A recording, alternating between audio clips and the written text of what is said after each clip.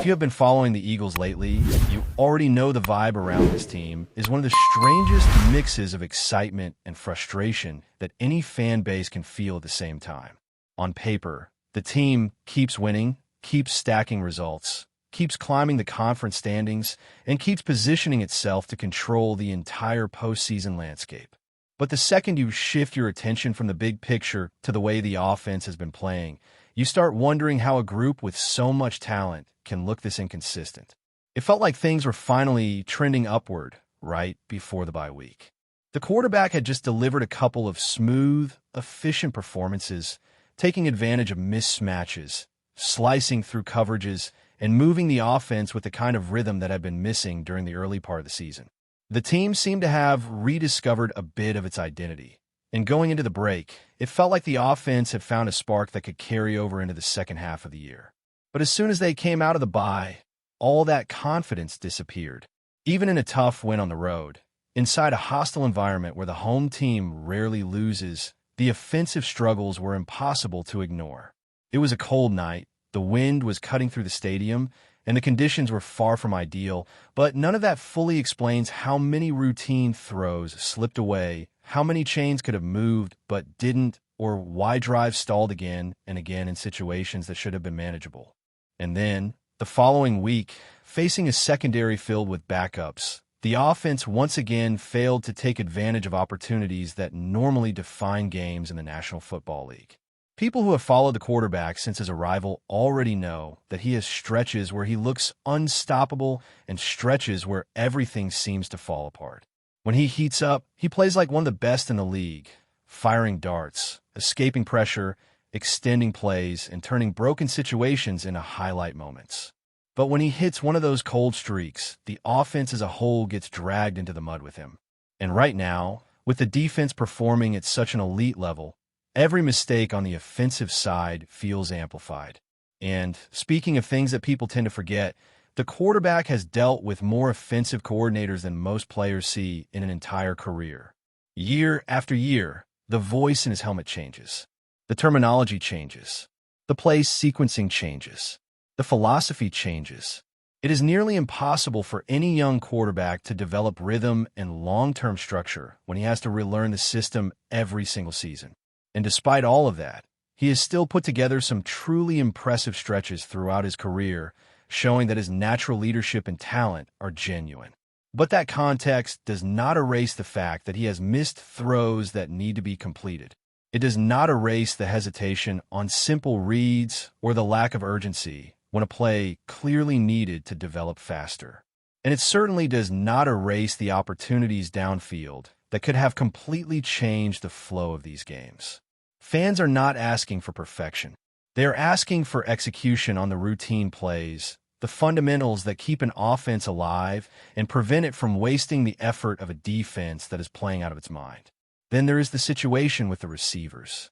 While one wideout has been vocal about wanting more involvement, the other has quietly become the more reliable and consistent target this season. And instead of letting the game unfold naturally and taking what the defense gives, the offense forced certain throws, tried to satisfy frustrations, and in the process ignored the player who had the hottest connection with the quarterback. When an offense is already struggling, forcing anything becomes even more damaging. It disrupts rhythm, leads to unnecessary mistakes, and takes the ball out of the hands of a receiver who has been producing with regularity. What makes all this so maddening is that the team keeps winning. And winning blinds people from how fragile certain parts of the operation really are. The Eagles are not scraping by with an untalented roster. They have star players in every unit, depth at premium positions, young athletes who are developing faster than expected, and veterans who still play at a championship level. The reason this frustration exists is because the potential is so obvious. You look at this group and see a team that should be dictating games, not surviving them. And while the offense continues to search for answers, the defense is turned into the heartbeat of the entire operation. The pass rush is exploding off the line every week. The rotation up front is wearing down offensive lines, and the secondary, one of the youngest in the league, is playing with confidence and discipline. You have edge rushers collapsing pockets, interior linemen swatting passes at the line, linebackers running step for step with some of the fastest defensive players in football, and a defensive coordinator who has molded this unit into a group that suffocates opponents from the opening drive to the closing whistle. The defense is giving the offense every chance to control games. And that is exactly why the offensive inconsistency is so hard to digest. This offense does not need to become the most explosive unit in the league overnight. It does not need to score 40 points per game. It simply needs to match the defense's intensity with basic efficiency. Sustain drives. Convert makeable throws. Keep the ball away from the opponent. Take advantage of the field position the defense keeps creating. If they can bring even a fraction of that stability, this team can compete with anyone. And the crazy part is that the blueprint for how far this team can go is already right in front of them.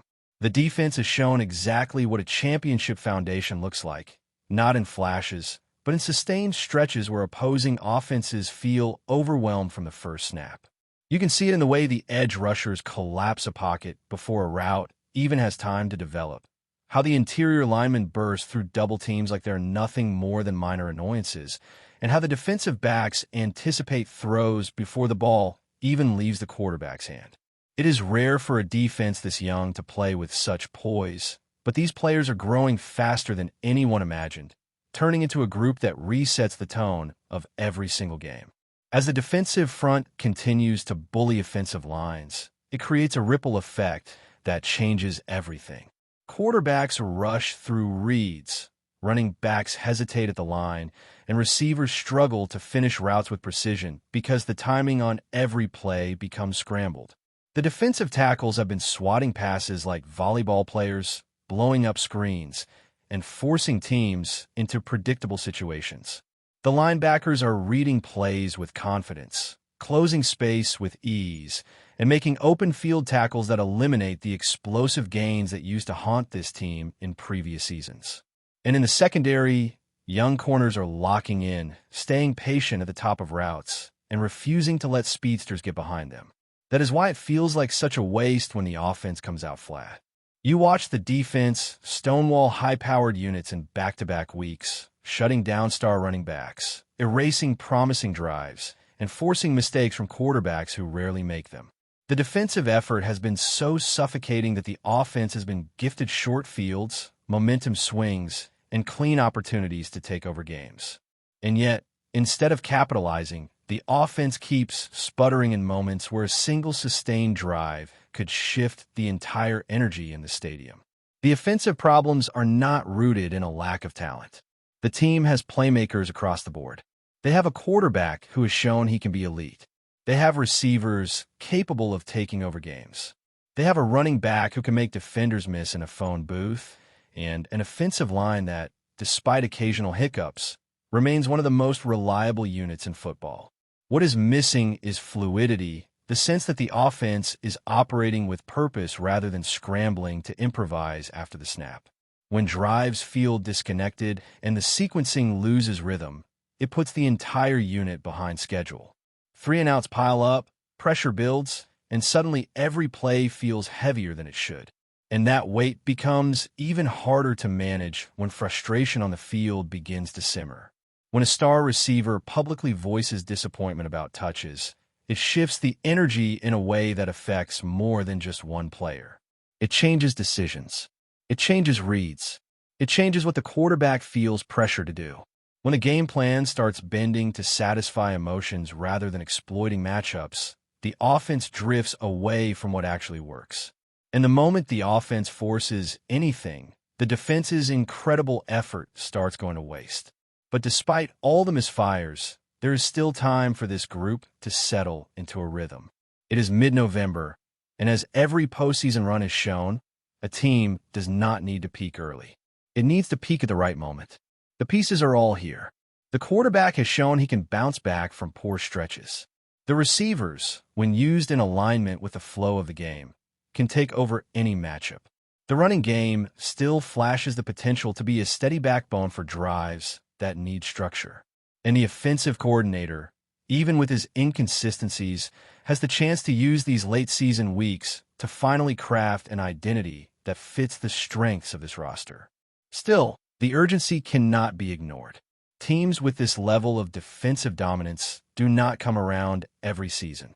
The defensive stars are young now, but contracts expire, rosters evolve, and windows open and close faster than people realize. When a defense has the potential to carry a team deep into January, the offense has a responsibility not to lag behind. No one is asking for an explosive juggernaut. They're asking for competence, consistency, and the ability to support the side of the ball that is doing everything in its power to keep the team in control. And this is why every fan watching feels the tension. They know how special this roster is.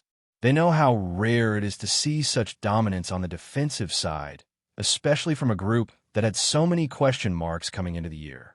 They know that if the offense can simply find its footing, this team can walk into the postseason with real swagger. Not the kind that comes from hype, but the kind that comes from balance.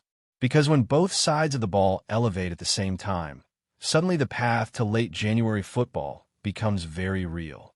And that is the challenge staring this team in the face. Not to rebuild the offense into something entirely new, but to unlock the version of it that everyone has already seen before. To rediscover the tempo, the precision, and the decision-making that once made this group so dangerous. To complement a defense that is playing championship-level football week after week. The defense has already delivered its message. It is ready. It is dominant. It is built for the spotlight. Now the offense needs to step forward and meet that standard so this team can take advantage of the opportunity sitting right in front of them. The path back doesn't require reinvention. It requires clarity. It requires a return to the fundamentals that once made this offense suffocating to defend.